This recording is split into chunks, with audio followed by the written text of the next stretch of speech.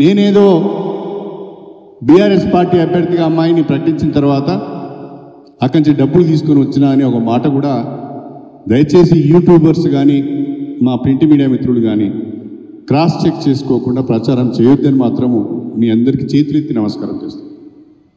నేను ఇవాళ ఛాలెంజ్ చేస్తున్నా, ఇప్పటికీ కూడా మీ దగ్గర సమాచారం ఉంటే ఒక కేసీఆర్, ఒక కేటీఆర్, ఒక హరీష్ రావు ఎవరైనా బయటకు వచ్చి పలానా రోజున శ్రీహరి గారికి డబ్బులు ఇచ్చినామంటే ఈ రోజునే మా అభ్యర్థిత్వాన్ని విరమించుకోవడానికి కూడా నేను సిద్ధంగా ఉన్నా. ఎందుకంటే నైతికతకు కట్టుబడి ఉండే వ్యక్తులు, నిజాయితీని నమ్ముకొని పనిచేసే వ్యక్తులు.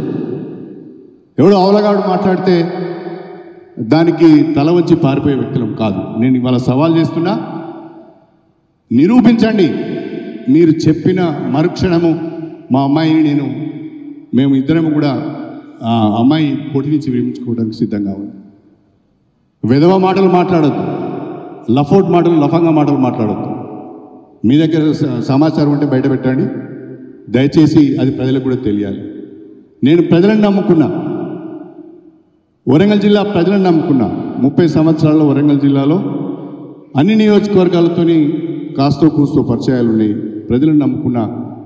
నేను మీకు మాట ఇస్తున్నా, నేను ఇక్కడున్న అందరి శాసనసభ్యులతో కలిసి ముఖ్యమంత్రి రేవంత్ రెడ్డి గారితో వారి యొక్క సహకారంతో, ఆశీర్వాదంతో ఈ జిల్లాను అభివృద్ధి చేసుకోవాలనేదే నా తపన.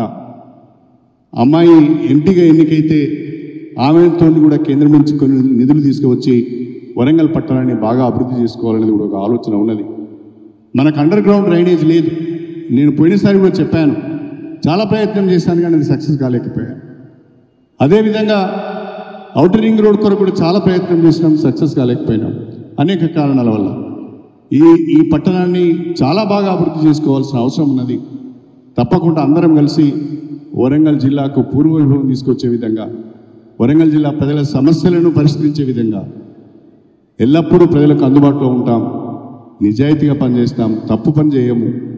జిల్లా ప్రజలకు తలవంపులు తెచ్చే ఏ ఒక్క పని కూడా నేను చేయను అని చెప్పి, మా అమ్మాయి కూడా అలాంటి తప్పు పని చేయదు అని చెప్పి ప్రజలను నిండు మనసుతో డాక్టర్ కడియం కావ్యను ఆశీర్వదించాలని, బ్రహ్మాండంగా పనిచేస్తున్న కాంగ్రెస్ పార్టీకి మీ మద్దతు తెలపాలని, రేవంత్ రెడ్డి గారి నాయకత్వాన్ని, సోనియా గాంధీ గారి నాయకత్వాన్ని బలపరచాలని, మే 13న జరిగే ఎన్నికలలో డాక్టర్ కడియం కావ్య గారి చేతి గుర్తుకు ఓటేసి గెలిపించాలని చెప్పి వరంగల్ పార్లమెంట్ ప్రజలందరికీ కూడా చేతులెత్తి నమస్కారం చేస్తూ, నేను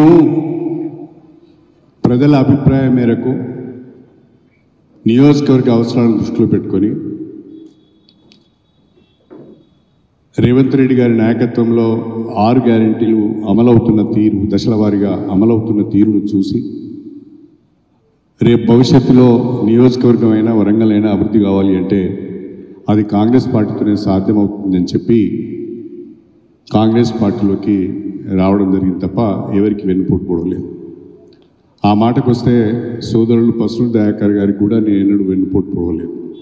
వారు ఇప్పుడు చెప్తున్నా, పసులు దయాకర్ గారి ముందరే చెప్తున్నా, వారి సాక్షిగా చెప్తున్నా, 2014లో నేను ఎంపీగా ఎన్నికైన తర్వాత ఆనాడున్న పరిస్థితుల్లో నేను రిజైన్ చేసి నేను డిప్యూటీ సీఎంగా బాధ్యతలు చేపట్టిన రోజున క్యాండిడేట్ ఎవరైతే బాగుంటుందంటే పసులు దయాకర్ గారిని తీసుకొని పోయి కేసీఆర్కి పరిచయం చేసి ఆనాడు పసులు దయాకర్కు టికెట్ రావడానికి కారణం నేను.